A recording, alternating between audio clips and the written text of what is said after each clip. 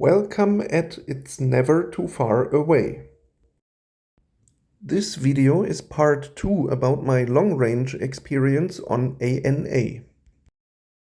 Watch part 1 for my flight from Chicago to Tokyo on the Boeing 777.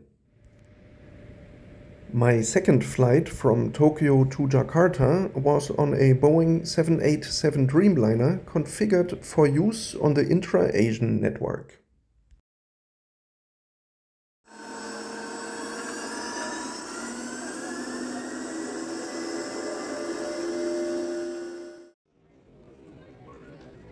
It was late in the evening when I connected through the International Terminal 3 in Haneda.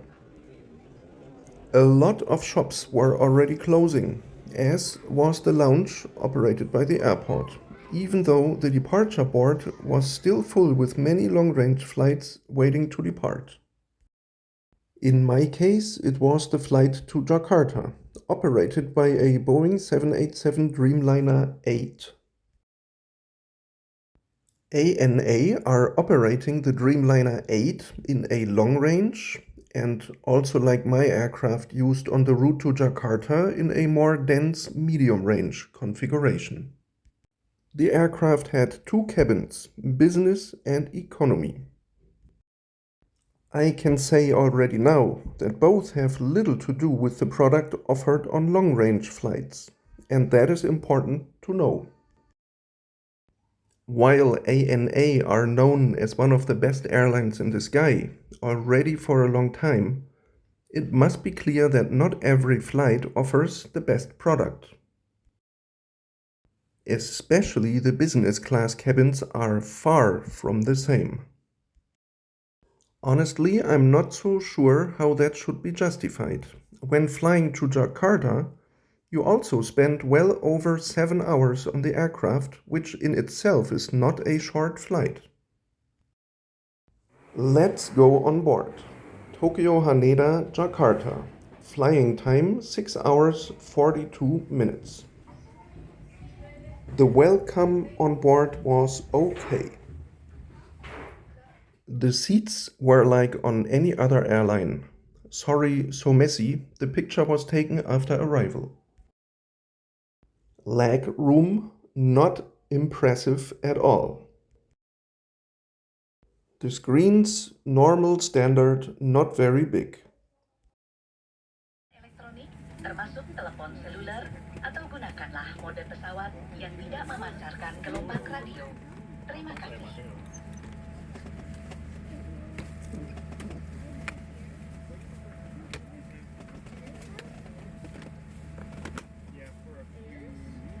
Welcome on board ANA, a member of the Airline.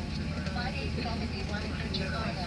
Enter the code share flight with Indonesia and Star Alliance partner. Following the usual procedures, ready for a midnight departure.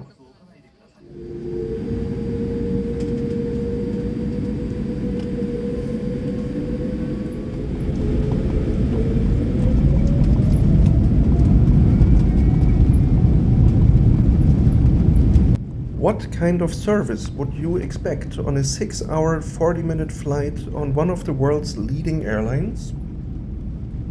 Well, probably due to the late departure time, service was more or less cut away. There was one round of drinks and crackers, and then the cabin lights were turned off. To be honest, I couldn't quite believe it, and this left me seriously disappointed. If you can, do not depart Haneda in the late evening and not on ANA.